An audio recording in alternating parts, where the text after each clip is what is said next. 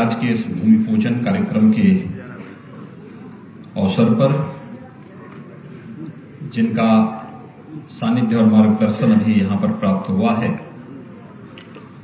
राष्ट्रीय स्वयंसेवक संघ के माननीय सह सरकारवाह माननीय डॉक्टर कृष्ण गोपाल जी,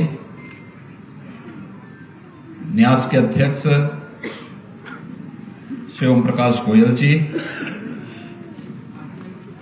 कार्यक्रम के अध्यक्ष डॉक्टर शैला चंद्रा कुलकर्णी जी, आज के इस कार्यक्रम में उपस्थित सभी महानुभाव और उपस्थित भाइयों बहनों, आज माघी की पूर्णिमा है। मध्यकाल में सामाजिक भेदभाव को दूर कर एक समरस समाज की स्थापना करने और कर्म साधना की प्रेरणा देने वाले महान संत सदगुरु रविदास जी की पावन जयंती भी है। इस अवसर पर मैं आप सभी को, प्रदेशवासियों को, सदगुरु संत रविदास जी की 646वीं पावन जयंती के अवसर पर हृदय से बधाई देता हूं और पूज्य संत के से चरणों में कोटि कोटि नमन भी करता हूं। भारत की परंपरा सदैव स्वावलंबन की रही है। स्वावलंबन की परंपरा के पीछे यहां का समाज रहा है। एक बात जो अक्सर हम सबको जानने और देखने को मिलती है, हम राष्ट्रपिता महात्मा गांधी के ग्राम स्वराज की बात सुनते हैं। ये वास्तविकता थी। गांव आत्मनिर्भर था, समाज अपने आप में आत्मनिर्भर था, शासन पर उसकी निर्भरता न्यूनतम थी। और जब भी समाज आगे चलेगा, सरकार उसके पीछे होगी, तो समाज हमेशा आत्मनिर्भर होगा, स्वावलंबी होगा। जब भी सरकार आगे होगी और समाज पीछे होगा, तो समाज कभी स्वावलंबी नहीं हो सकता है, वह परावलंबी होगा। हर चीज के लिए सरकार से उम्मीद करेगा और फिर वहां पर स्वावलंबन के लिए जिस प्रकार के भाव जागृत होने चाहिए, उसका सदैव अभाव दिखाई देगा। ये हमारे देश की एक विडंबना रही है कि ब्रिटिश कालखंड में या गुलामी के कालखंड में हमारे गौरव के उस बोध को पूरी तरह समाप्त करने के प्रयास हुए। यही कारण थे कि बड़े बड़े शिक्षण केंद्र तोड़े गए, बड़े बड़े आस्था के केंद्रों को नष्ट किया गया, जिससे भारतीय समाज इस पर गौरव की अनुभूति न कर सके। उसके स्वाभिमान को कुचला गया, दबाया गया और परिणाम हम सबके सामने है। वही बोध जिससे हम मुक्त नहीं हो पाए। ये पहली बार हुआ जब किसी राष्ट्रीय पर्व को पूरा देश एक साथ आयोजित करके उसके साथ जुड़ पाया। वह था आजादी का अमृत महोत्सव वर्ष। आजादी के अमृत महोत्सव में हर भारतीय ने अपने घर में तिरंगा लगाने का काम किया था। हर घर तिरंगा उसके घर में इस बात को द्योतक था कि वह भारतीयता के साथ जुड़ना चाहता है, जुड़ा हुआ है, लेकिन उसको नेतृत्व देने वालों की का भाव था। प्रधानमंत्री मोदी जी का एक आह्वान हुआ, 140 करोड़ की आबादी, तिरंगा लेकर के निकल पड़ी और अपने अपने घरों पे तिरंगा लगा करके उसने भारतीयता का एहसास कराया। ये भारतीयता का एहसास इस सदी की सबसे बड़ी महामारी के दौरान भी देखने को मिली थी, जब आपने देखा होगा कि इतनी बड़ी आबादी, स्वास्थ्य की सुविधाएं किसी भी यूरोपीय देश से या अमेरिका जैसे देशों से हमारे पास बहुत कम था, लेकिन टीम वर्क के रूप में कैसे कार्य होना है, पूरे देश ने जब मिलकर के कार्य किया तो दुनिया का सबसे अच्छा कोरोना प्रबंधन का उदाहरण भी भारत ने दे दिया। समाज जब आगे बढ़कर के उसे लीड करता है, परिणाम भी सामने आने लगते हैं। सरकार के साथ समाज भी जब उस अनुशासन के साथ आगे बढ़ता है तो परिणाम भी उसी रूप में हम सबके सामने देखने को मिलते हैं। बहुत सारे उदाहरण हमारे सामने हैं जहां पर समाज जब भी आगे बढ़ा है, परिणाम हम सबके सामने आए हैं। और आज ऐसे ही दो महापुरुषों से जुड़ा हुआ यह एक पवित्र संस्थान की भूमि पूजन के कार्यक्रम के साथ हम जुड़े हुए हैं, जिनमें दो महापुरुषों का नाम यहां पर जुड़ा हुआ है। एक है सरदेव भावरस देवरस जी का, जिनके बारे में यहां पर डॉक्टर साहब ने विस्तार से अपनी बातें यहां पर आप सबके सामने रखी कि कैसे डॉक्टर भावराव देवरस जी ने इसी लखनऊ में रह करके और प्रवेश लखनऊ विश्वविद्यालय में प्रवेश लेना, लखनऊ विश्वविद्यालय में प्रवेश लेने के बाद छात्र संघ की राजनीति में सक्रिय होना, देश की आजादी के मूवमेंट में एक नागरिक होने के नाते, एक युवा होने के नाते क्या भूमिका होनी चाहिए, उन भूमिकाओं के साथ सक्रिय रूप से जुड़ना और छात्र संघ की गतिविधियों में भाग लेने के उपरांत जब अपने शिक्षण कार्य को पूरा करते हैं तो उसके उपरांत अपने आप को समाज के लिए समर्पित करके समाज के उन विभिन्न कार्यक्रमों के साथ जुड़ना जो राष्ट्र निर्माण के लिए आजादी के पूर्व जो एक रूपरेखा तैयार होनी चाहिए थी, उस कार्यक्रम के साथ जुड़े रहे। आज भी आप जाएंगे उत्तर भारत में तो मुझे लगता है कि हर एक जगह आपको सरदेव भावराव देवरस जी के नाम पर संस्थान उनकी स्मृतियों को और उनके उस विराट व्यक्तित्व के बारे में हम सबको अवगत कराता है कि कैसे समाज को जोड़ने के लिए अनेक सामाजिक सांस्कृतिक संस्थाओं, संगठनों और को उन्होंने नेतृत्व देकर के आगे बढ़ाने का कार्य किया और वो आज भी हमारा मार्गदर्शन करता है। उनकी स्मृतियां इसके साथ जुड़ती हुई दिखाई देती है, उनके उस विराट व्यक्तित्व और कृतित्व के दर्शन इसके साथ होते हुए दिखाई देते हैं। और दूसरा नाम है भारत रत्न पंडित महामना मदन मोहन मालवीय जी का। मालवीय जी देश के प्रखर स्वतंत्रता संग्राम सेनानी थे। मालवीय जी देश की आजादी के इस पूरे आंदोलन में हर क्रांतिकारी के एक प्रखर अधिवक्ता के रूप में भी न्यायालय में जाकर के हर क्रांतिकारी की पैरवी भी करते थे। मालवीय जी एक समाज सुधारक भी थे। समाज को जोड़ने के लिए उनके द्वारा किए गए उस समय के प्रयास हम सबके सामने हैं।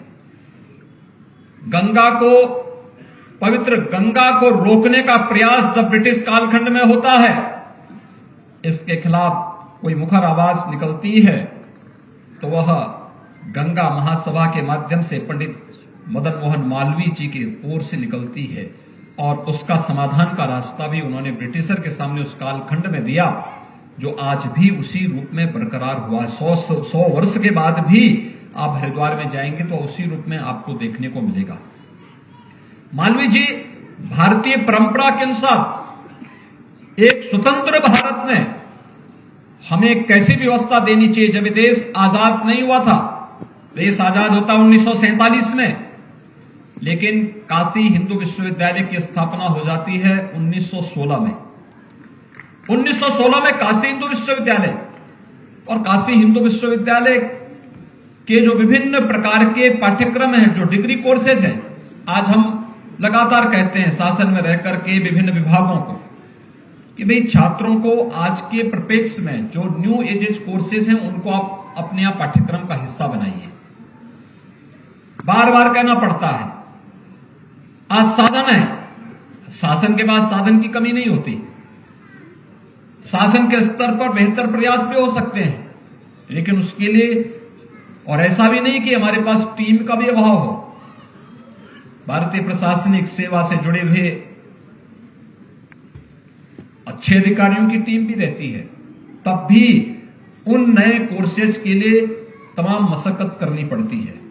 याद करिए, आज से 100 वर्ष पूर्व महामना ने काशी हिंदू विश्वविद्यालय में वे सभी कोर्सेज दिए हैं जो आज के परिप्रेक्ष्य में भी देश को और समाज को एक नया नेतृत्व दे सकते हैं। सरकार के सहयोग से नहीं, अपने स्तर पर उस समय की क्या आवश्यकता थी, कैसे भारत के लोग दुनिया में नेतृत्व प्रदान करेंगे, कैसे नालंदा और तक्षशिला का एक मॉडल काशी हिंदू विश्वविद्यालय बनेगा और उससे भी उत्कृष्ट कैसे हम कार्य करके दिखाएंगे, वह काशी हिंदू विश्वविद्यालय में आज भी हम सबको देखने को मिलता है। यानी इन दो महापुरुषों के नाम से जुड़ी हुई एक संस्था आज यहां पर भूमि पूजन के साथ यहां पर आगे बढ़ रही है। माघी पूर्णिमा भी है, संत रविदास जी का पावन जन्म जयंती का दिन भी है, सदैव भावराज देवरस जी का भी और महामना जी का भी नाम एक साथ इसके साथ जुड़ा हुआ है। तो स्वाभाविक रूप से चारों दिशाएं जब अनुकूल हों तो परिणाम अनुकूल आएंगे ही। वो परिणाम हम सबके सामने यहां देखने को मिले थे, जहां पर हम लोगों ने अभी मंच में उन छात्रों को सम्मानित किया है जो छात्र अब तक इस प्रकल्प को प्रारंभ करते समय बालकों के छात्रावास के माध्यम से जिन छात्रों ने नीट और IIT JEE इसमें सफलता प्राप्त की है, उनके हम यहां पर कभी कथा सुन रहे थे कैसे उन लोगों ने इसमें प्रयास किया, कैसे वे लोग आगे बढ़े। बालिकाएं जो भी इस प्रकल्प के साथ जुड़ी हैं, जो एक किराए के भवन में रह करके पारिवारिक आर्थिक परिस्थितियों के बावजूद यह न्यास उन बालिकाओं के उत्तम पठन पाठन के लिए एक मंच दे रहा है, बिना भेदभाव के उन्हें आगे बढ़ाने का कार्य कर रहा है, बालिका शिक्षा को प्रोत्साहित कर रही है और उत्कृष्ट शिक्षा उन्हें प्राप्त हो सके, किसी भी प्रकार की आर्थिक बंधन उनके मार्ग में बाधा न बने, यह कार्यक्रम भी यहां पे चलाया जा रहा है। और उनके लिए बनने वाला यह छात्रावास और इसके उपरांत बनने वाला जो शिक्षण केंद्र होगा वो अपने आप में एक अभिनंदनीय प्रयास है। मैं इसके लिए न्यास को हृदय से बधाई देता हूं, इसके प्रति अपनी शुभकामनाएं देता हूं। भाइयों बहनों, केंद्र और राज्य सरकार ने एक ऐसी स्कीम प्रारंभ की है जो छात्र छात्राओं को आगे बढ़ाने में एक बड़ी मदद कर सकता है, उसे आगे बढ़ाने का कार्य कर सकता है। आपने देखा होगा कि बालिकाओं के लिए हम लोगों ने प्रदेश के अंदर मुख्यमंत्री कन्या सुमंगला योजना चालू की है। एक कन्या सुमंगला योजना उत्तर प्रदेश के अंदर जब प्रधानमंत्री जी ने मेरा ध्यान इस ओर आकर्षित किया कि भ्रूण हत्या कुछ जनपदों में ज्यादा हो रही है, इसका समाधान का रास्ता निकालना चाहिए और इस समाज की समस्या थी, समाज की एक चुनौती थी, लेकिन सरकार उसके साथ कैसे जुड़ सकती है। हम लोगों ने एक व्यवस्था बनाई कन्या सुमंगला योजना की, जिसमें बालिका के जन्म लेने के साथ ही अगर बालिका का रजिस्ट्रेशन जैसे हुआ, उस बालिका के नाम पे अकाउंट खुल जाएगा, उसके परिवार को और बालिका के नाम पर एक निश्चित धनराशि उसके अकाउंट में चली जाएगी। अक्सर होता है, अभी भी बहुत सारे क्षेत्रों में हम लोग देखते हैं बालक और बालिकाओं के बीच में भेद होता है। बालक होंगे तो उसको सभी प्रकार के टीकाकरण लगे, टीकाकरण से आच्छादित किया जाता है, बालिका होती है तो नहीं किया जाता है। बालिका के साथ कोई भेदभाव न हो, इसलिए 1 वर्ष के अंदर उन सभी प्रकार की मिशन इंद्रधनुष के साथ जोड़ करके सभी प्रकार की टीकाकरण से बालिका को युक्त करने के और सर्टिफिकेट जैसे ही प्राप्त होगा, एक निश्चित राशि बालिका के नाम पर फिर उसके अकाउंट में चला जाएगा। बालिका पहली क्लास में एडमिशन लेगी तो रजिस्ट्रेशन के साथ ही एक निश्चित राशि उस बालिका के अकाउंट में चली जाएगी। बालिका 6ठी क्लास में जाएगी तो भी धनराशि जाएगी, 9वीं क्लास में जाएगी तो भी एक निश्चित राशि उसके अकाउंट में जाएगी। अपनी हायर सेकेंडरी पास करने के बाद वह कोई सर्टिफिकेट कोर्स, डिप्लोमा कोर्स या फिर डिग्री कोर्स करना चाहती है तो एक निश्चित राशि उसके अकाउंट में जाएगी। और कुल मिलाकर के 15,000 का एक पैकेज हम उस बालिका को शासन के स्तर पर कन्या सुमंगला योजना के माध्यम से उपलब्ध कराते हैं, जिससे वो बालिका अपने पैरों में खड़ी हो सके और उसके अपनी उन जरूरतों को पूरा कर सके। यद्यपि शिक्षा उस फ्री में हम लोग शासन से स्नातक स्तर की शिक्षा उपलब्ध करवा रहे हैं। दूसरा, बालक और बालिकाओं के लिए याद करिए, कोरोना कालखंड में उत्तर प्रदेश के हमारे जो बच्चे थे, ये प्रतियोगी परीक्षाओं की तैयारी करने के लिए, IIT JEE के लिए और नीट की तैयारी करने के लिए कोटा में बहुत सारे बच्चे थे। 15,000 से ज्यादा बच्चे वहां तैयारी कर रहे थे। अचानक लॉकडाउन लग गया, परिवारों में चिंता हुई। मैंने उस समय राजस्थान की सरकार से बातचीत की कि भाई आप इन बच्चों को सुरक्षित पहुंचाने में मदद कर दें, तो उन्होंने असमर्थता व्यक्त कर दी। तो मैंने फिर यहां से अपने प्रशासन के माध्यम से 500 बसेज वहां भेजी थी। उन सभी बच्चों को हम सुरक्षित वापस उनके घरों तक पहुंचाने का कार्य भी किया था। और पहुंचाने का एक कार्य नहीं किया था, बल्कि हम लोगों ने इसके बाद कहा था कि भाई हम इन बच्चों के लिए व्यवस्था देंगे जिससे आने वाले समय में यहां के बच्चों को कहीं बाहर न जाना पड़े। हम लोगों ने वर्तमान में अब मुख्यमंत्री अभ्युदय योजना प्रारंभ की है, जो उन बच्चों को फ्री में कोचिंग की सुविधा देती है, दोनों फिजिकली भी और वर्चुअली भी, जिसमें हमारे उस कंपटीशन से निकले हुए जो योग्य अभ्यर्थी हैं, जैसे IAS या IPS की अखिल भारतीय परीक्षा की तैयारी कोई कर रहा है, तो जो हमारे वहां से पास आउट जो छात्र हैं जिनका सिलेक्शन हो चुका है IAS के लिए, IPS के लिए, IFS के लिए, उनसे हम हर जनपद में क्लास लिवाते हैं। कम से कम 1 घंटा उन छात्रों के लिए उन जनपदों में देगा।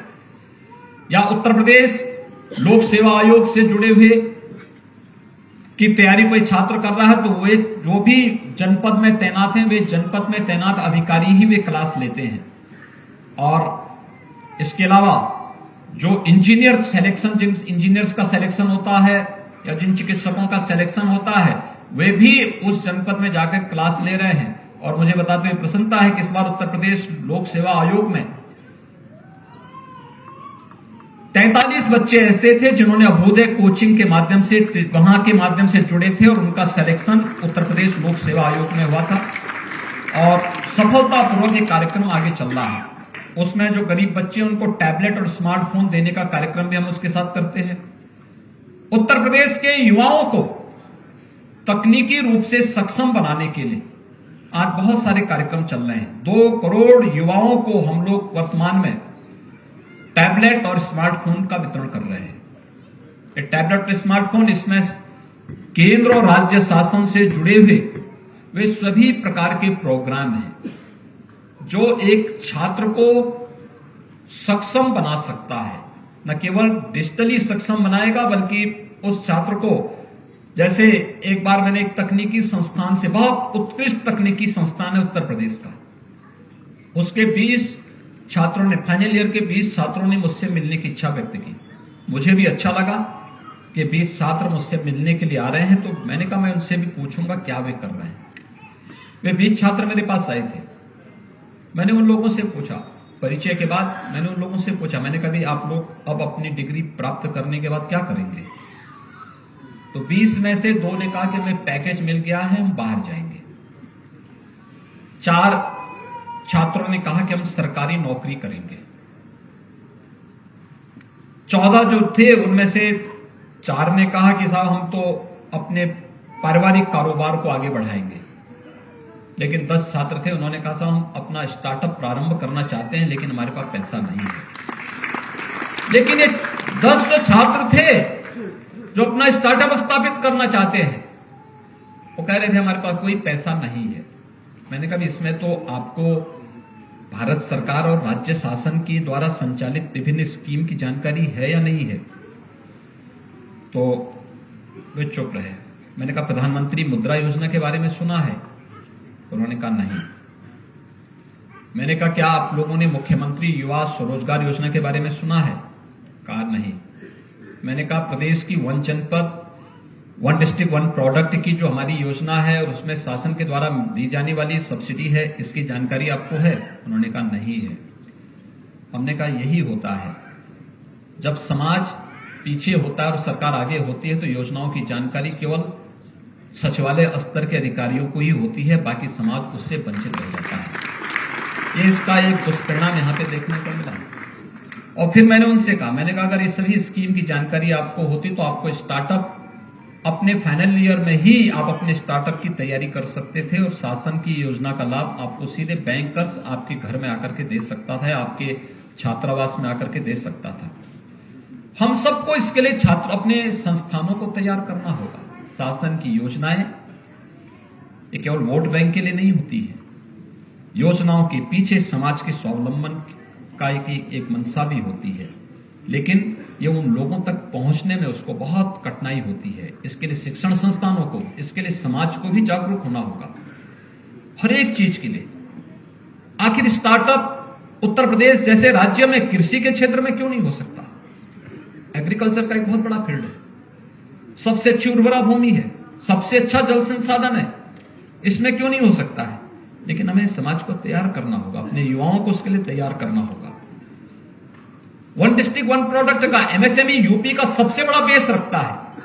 यूपी के एक्सपोर्ट को शासन ने थोड़ा प्रोत्साहन दिया, वह फिर से चलने लग गया और आज उत्तर प्रदेश के एक्सपोर्ट को 1,60,000 करोड़ रुपए सालाना उसने एक्सपोर्ट उत्तर प्रदेश से करना शुरू कर दिया। उत्तर प्रदेश एक्सपोर्ट प्रदेश बन सकता है, एक कल्पना थी, आज वो हकीकत में आ चुका है। ये सभी कार्यक्रम अगर हम अपने युवाओं को इसके साथ जोड़ करके कार्य करना प्रारंभ करेंगे, कहीं कोई समस्या नहीं हो सकती, कोई समस्या आपके मार्ग में बाधा नहीं बन सकती है। और उत्तर प्रदेश इस दिशा से प्रधानमंत्री स्किल मिशन का जो कार्यक्रम है उसका 4th चरण प्रारंभ होने जा रहा है। हमारे युवाओं को उसके लिए अपने आप को तैयार करना होगा। अभी से स्किल मिशन के बारे में अगर भारत सरकार या राज्य सरकार कोई भी कार्यक्रम अपना घोषित कर रही है तो वह एक निश्चित प्रक्रिया के तहत हमारी संस्थाओं के पाठ्यक्रम का हिस्सा बनना ही चाहिए। अगर हम इसको पाठ्यक्रम का हिस्सा बनाएंगे तो अपने छात्रों को स्वावलंबन की ओर अग्रसर करने में कहीं कोई दिक्कत भी नहीं होगी और वे डिग्री लेने के बाद उन्हें भटकना नहीं पड़ेगा, इधर उधर नहीं जाना पड़ेगा, किसी के सामने हाथ नहीं फैलाना पड़ेगा। क्योंकि इतने ज्यादा कार्यक्रम आज के दिन पे चल रहे हैं, इस पे थोड़ा भी प्रयास हम प्रारंभ कर देंगे, उसके बेहतर परिणाम हम सबके सामने आएंगे। और मुझे पूरा विश्वास है कि आज यहाँ पर महामना शिक्षण संस्थान जो भावराव देवरस न्यास के माध्यम से संचालित है, यहाँ पर बालिका प्रकल्प का जो कार्यक्रम प्रारंभ हो रहा है, यह उत्तर प्रदेश की बालिकाओं को स्वावलंबन के पथ पर अग्रसर करने और उसके माध्यम से समाज की नींव को और मजबूत करने में सहायक सिद्ध होगा। यहाँ पर जिन दानदाताओं ने आज यहाँ पे सहयोग किया है, मैं उन सबका अभिनंदन करता हूँ और मैं न्यास से और इस पूरे प्रकल्प से जुड़े हुए जो भी हमारे पदाधिकारी हैं उनसे भी कहूंगा कि सरकार आपके साथ में है। जहां पर भी कोई आवश्यकता पड़ेगी आप जरूर बताएगा, सरकार आपको हर प्रकार से इस प्रकार के पवित्र कार्यक्रम के साथ हर प्रकार से मदद करेगी। इस पूरे कार्यक्रम के प्रति मैं अपनी शुभकामनाएं देता हूं। आज के इस अवसर पर एक बार फिर से सदगुरु संत रविदास जी महाराज की 646वीं पावन जयंती के अवसर पर उन्हें नमन करते हुए हम उनके मूल्यों और आदर्शों को अंगीकार करके समाज में समरसता का माहौल बनाने में सफल होंगे, इस विश्वास के साथ इस सब पूरे कार्यक्रम के प्रति मेरी मंगलमय शुभकामनाएं। जय हिंद। युवाओं के उत्थान तथा लैंगिक भेदभाव